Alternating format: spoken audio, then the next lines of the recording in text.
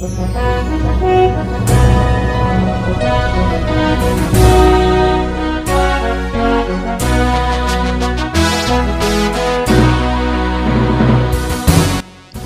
bagi saudara sekalian. Marilah kita siapkan hati dan pikiran kita untuk menyambut firman Tuhan. Kita berdoa. Damai sejahtera Allah yang melampaui segala akal, itulah yang memelihara hati dan pikiranmu di dalam Kristus Yesus Tuhan kita. Amin. Saudara terkasih, firman Tuhan sebagai khotbah Minggu pada tanggal 14 Agustus tahun 2022, di minggu yang ke-9 setelah Trinitatis, diambil dari kitab Injil Lukas pasal 12 ayat 49 hingga ayat 53. Beginilah firman Tuhan. Aku datang untuk melemparkan api ke bumi, dan betapakah aku harapkan api itu telah menyala. Aku harus menerima baptisan, dan betapakah susahnya hatiku sebelum hal itu berlangsung. Kamu menyangka bahwa aku datang untuk membawa damai di atas bumi? Bukan kataku kepadamu, bukan damai, melainkan pertentangan. Karena mulai dari sekarang akan ada pertentangan antara 5 orang di dalam satu rumah, 3 melawan 2, dan 2 melawan 3. Mereka akan saling bertentangan. Ayah melawan anaknya laki-laki, dan anak laki-laki melawan ayahnya. Ibu melawan anaknya perempuan, dan anak perempuan melawan ibunya. Ibu mertua melawan menantunya perempuan, dan menantu perempuan melawan ibu mertuanya. Demikian pembacaan firman Tuhan, dan yang menjadi tema dalam ibadah minggu kita hari ini adalah mengikut Yesus secara total. Saudara terkasih, kedatangan Tuhan Yesus Sang Mesias ke dunia ini adalah kedatangan yang sudah lama dinantikan, sebagaimana telah dinubuatkan oleh para nabi dalam kitab Perjanjian Lama. Tentunya, ketika hal itu digenapi, pasti ada rasa sukacita di tengah menyambut kedatangan Sang Juru Selamat itu. Ibarat kedatangan seorang tamu agung yang sudah lama dinantikan, pasti akan disambut dengan sukacita. Demikian halnya hingga saat ini. Setiap orang percaya pasti akan merasa bersukacita ketika mendengar berita tentang Tuhan Yesus. Setiap orang akan merasa kagum mendengar kabar sukacita tentang pengajaran dan mujizat yang diperbuatnya. Kita semua tahu bahwa Yesus adalah juru selamat dunia ini. Dalam kitab Nabi Yesaya, Sang Mesias itu disebut sebagai Raja Damai, Penasihat Ajaib. Tetapi semua itu bisa saja berubah seketika dikala kita mendengar perkataan Tuhan Yesus yang mengatakan, sebagaimana tertulis dalam nas khotbah saat ini, bahwa Ia datang ke dunia ini untuk melemparkan api ke bumi, dan kedatangannya bukan untuk membawa damai, melainkan pertentangan. Sepintas ketika saudara mendengarkan pernyataan itu, bagaimanakah respon saudara? Mungkin hal itu akan membuatmu merasa gelisah dan bertanya-tanya tentang apakah maksudnya itu. Benarkah demikian? Yesus datang bukan membawa damai. Yesus datang untuk membawa pertentangan. Bahkan sering sekali ungkapan ini dipakai oleh orang-orang yang benci dengan Yesus, seolah memang kedatangan Tuhan Yesus itu benar-benar bukan untuk membawa damai.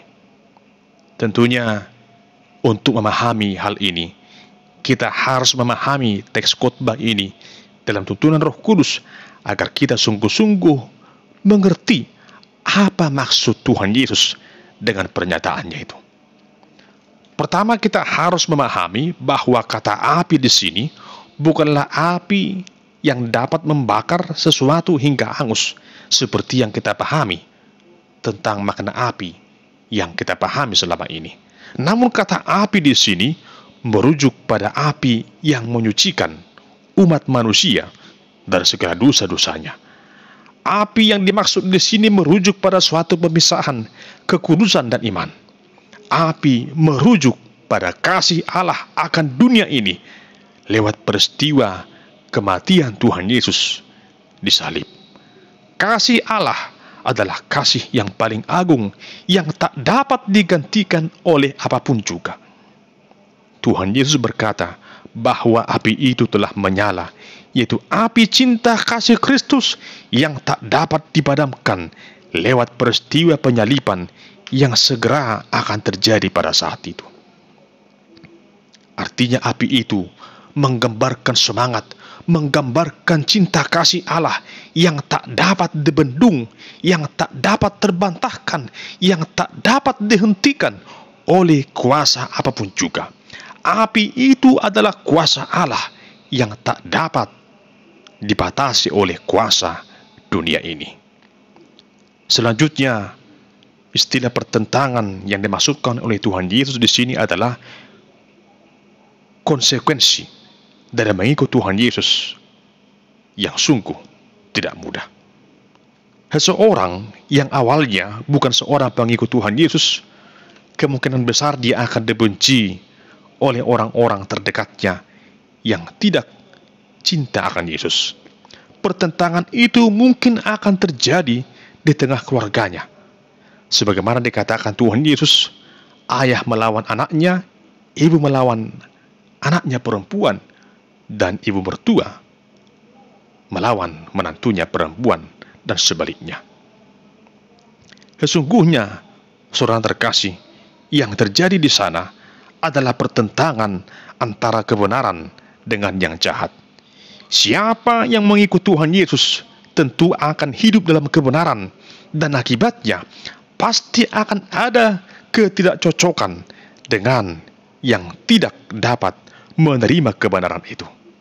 Lewat apa yang disampaikan Tuhan Yesus di sini, kita diingatkan bahwa siapapun yang mengikutinya haruslah siap sedia dalam menanggung segala risiko. Lalu apakah kita sebagai orang Kristen harus membalaskan perlawanan itu dengan kebencian?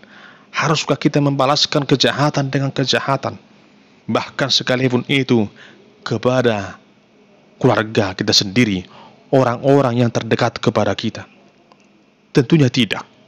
Kita harus tetap mengasihi siapapun juga, sekalipun kita telah dibenci karena Injil Kristus.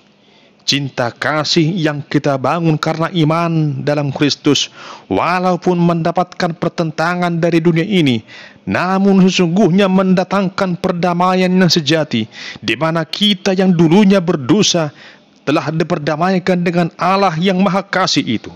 Oleh karena itu, jangan pernah takut terhadap tantangan yang akan terjadi, dan jangan pernah membalas pertentangan itu dengan kebencian.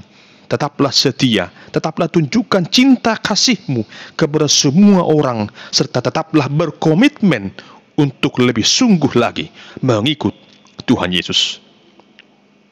Saudara terkasih, lewat firman Tuhan hari ini, kita dituntun untuk memahami bahwa untuk mengikut Tuhan Yesus haruslah secara total, dengan sepenuh hati, dengan segenap perbuatan, dengan segenap akal dan jiwa kita. Mengikut Tuhan Yesus tidak bisa dilakukan dengan sembarangan. Tidak ada istilah setengah hati dalam mengikut Tuhan Yesus, apalagi hanya asal-asalan atau ala kadarnya. Seorang Kristen haruslah benar-benar menjadi seorang Kristen yang sejati, yang sungguh-sungguh, di mana totalitas hidupnya dipersembahkan sepenuhnya untuk mengikut Yesus dengan komitmen yang benar-benar sejati. Pertanyaannya saat ini, apakah saudara telah mengikut Tuhan Yesus secara total? Sejauh manakah loyalitas kita kepada Tuhan Yesus? Menjadi pengikut Kristus yang sejati tentunya tidaklah mudah. Sebab ada banyak sekali tantangan dan hambatan yang membuat orang mudah sekali berubah dan tidak lagi setia. Mengikut Yesus berarti kita harus mengarahkan pandangan kita hanya kepada Kristus saja, sebagaimana dikatakan dalam Ibrani 12 ayat 2. Marilah kita melakukannya dengan mata yang tertuju kepada Yesus yang memimpin kita dalam iman. Banyak orang Kristen yang arah pandangannya bukan lagi kepada Yesus, melainkan tertuju kepada perkara-perkara yang ada di tengah dunia ini. Misalnya, nama baik, jabatan, kekayaan, dan lain sebagainya.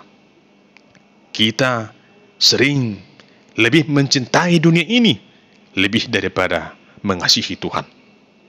Kita lebih sering mengikuti kehendak dan keinginan daging kita daripada harus tunduk kepada kehendak Tuhan. Namun saat ini, mari kita menyerahkan hidup kita sepenuhnya kepadanya, supaya mata kita, hidup kita ini tertuju kepada Yesus, bukan kepada dunia ini. Sekalipun kita masih tinggal di tengah dunia ini, namun bukan berarti kita mengandalkan dunia ini, namun kita tetap menyandarkan hidup kita kepada Kristus yang telah menebus dan melepaskan kita dari segala dosa-dosa dan maut itu.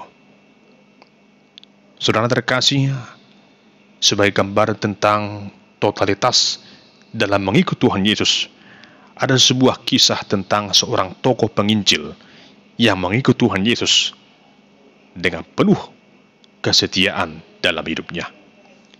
Dia adalah seorang yang bernama Ingvar Ludwig Nommensen. I.L. Nommensen berasal dari Nordstrand, Jerman. Keluarganya hidup dalam kemiskinan dan penderitaan. Sehingga sejak kecil, Nommensen sudah ikut mencari nafkah untuk membantu orang tuanya. Namun pada saat dia berusia 12 tahun, Nommensen mengalami kecelakaan. Sewaktu ia bermain kejar-kejaran dengan temannya, ia ditabrak kereta kuda yang menggilas kakinya sampai patah. Dan keadaan yang demikian memaksanya berbaring di tempat tidur berbulan-bulan lamanya. Pada saat itu, di tengah penderitaannya itu, Nommensen berdoa, meminta kesembuhan dari Tuhan Yesus. Dan dia berjanji, jika dia disembuhkan, maka ia akan pergi memberitakan Injil kepada orang-orang yang belum percaya kepada Tuhan Yesus. Pada akhirnya, doanya itu didengarkan Tuhan. Nommensen kembali dapat berjalan. Lalu, setelah ia pulih, ia kembali menjadi buruh tani untuk membantu keluarganya setelah kematian ayahnya. Untuk menggenapi nazarnya itu, maka pada usia 20 tahun, Nommensen berangkat ke Barmen, Jerman untuk melamar menjadi seorang penginjil. Selama 4 tahun, ia belajar di Barmen, di sebuah seminar Zending Lutheran RMG. Setelah lulus dari sana, ia ditabiskan menjadi seorang pendeta pada tahun 1861, dan ia berangkat memberitakan Injil ke tanah Batak. Suatu ketika, di saat ia tiba di tanah Batak, tepatnya di atas puncak gunung Siatas Barita, tempat berdirinya salib kasih di kota Tarutung saat ini, ia melihat ke arah kota Tarutung, Rura Selindung pada saat itu. Dalam sebuah penglihatan, Nommensen mendengarkan begitu banyak suara lonceng gereja yang berdentang dari sana. Nommensen sangat yakin bahwa Injil Kristus harus diberitakan di sana. Lalu dari puncak gunung itu, ia berdoa, "Ya Tuhan, hidup atau mati, biarlah aku tinggal di tengah-tengah bangsa ini untuk menyebarkan firman dan kerajaan-Mu." Doa itu menjadi kekuatan bagi hidupnya. Sekalipun banyak kesusahan yang ia hadapi, bahkan berulang kali ia hampir dibunuh karena memberitakan Injil, namun Tuhan selalu menyertai Nommensen hingga akhirnya kekristenan berdiri dengan kokoh di tanah Batak hingga saat ini. Sejak kedatangan Nommensen, ada begitu banyak jiwa dari kalangan orang Batak yang beroleh keselamatan dari Tuhan Yesus. Bahkan di kemudian hari, Nommensen disebut sebagai Rasul Kristus bagi orang Batak. Saudara terkasih, Nommensen telah menggenapi janjinya dengan menjadi seorang pemberita Injil. Dulunya ia mengalami hidup yang penuh dengan kesusahan. Bahkan di saat memberitakan Injil juga ia harus melewati berbagai ancaman. Ada begitu banyak orang yang benci kepadanya. Namun bagi Nommensen, hal itu tidak menjadi penghalang untuk mengikuti Yesus secara total. Bagi Nommensen, mengikut Tuhan Yesus dan melayaninya adalah melebihi segala-galanya di tengah dunia ini. Karena baginya, Yesus adalah segala-galanya. Lalu, bagaimanakah dengan kita? Bagaimanakah dengan saudara? Adakah panggilan yang kau rasakan saat ini untuk lebih sungguh lagi mengikut Tuhan Yesus? Ketahuilah bahwa Tuhan Yesus datang ke tengah dunia ini untuk menyucikan hidup kita yang dulunya kita penuh dengan dosa, namun kini telah dimurnikan oleh darah Kristus yang kudus itu. Itulah api yang menyucikan kita, semangat, kuasa Allah yang sungguh memurnikan kita. Hidup kita yang dulunya bertentangan dan jauh dari kebenaran, kini telah dibaharui dalam kebenaran Kristus. Dalam Yesus kita sesungguhnya telah menemukan pendamaian, sebab dalam Yesus ada damai sejahtera Allah yang sejati. Kedatangannya adalah kedatangan yang membawa damai lebih daripada damai yang ditawarkan dunia ini. Damai yang sejati, damai sejahtera Allah dinyatakannya dalam kehidupan orang yang menyambut dan menerima Dia sebagai juru selamat dalam hidupnya. Damai itu memberikan kebahagiaan. Damai itu memberikan ketentraman dalam jiwa kita.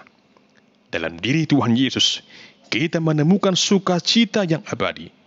Kita juga beroleh kekuatan untuk memenangkan segala tantangan yang terjadi.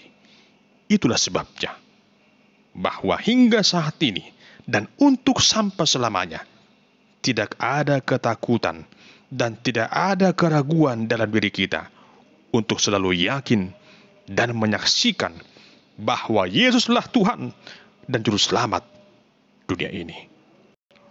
Walau dunia ini membenci kita oleh karena Kristus, namun bagi kita yang setia kepadanya, hal itu tidak akan pernah menjadi penghalang. Sebab kita ini telah memiliki komitmen secara total mengikut Tuhan Yesus. Sekali ikut Yesus, maka sampai selama-lamanya kita akan tetap mengikut Tuhan Yesus. Yesus adalah segala-galanya bagi kita. Amin. Kita berdoa.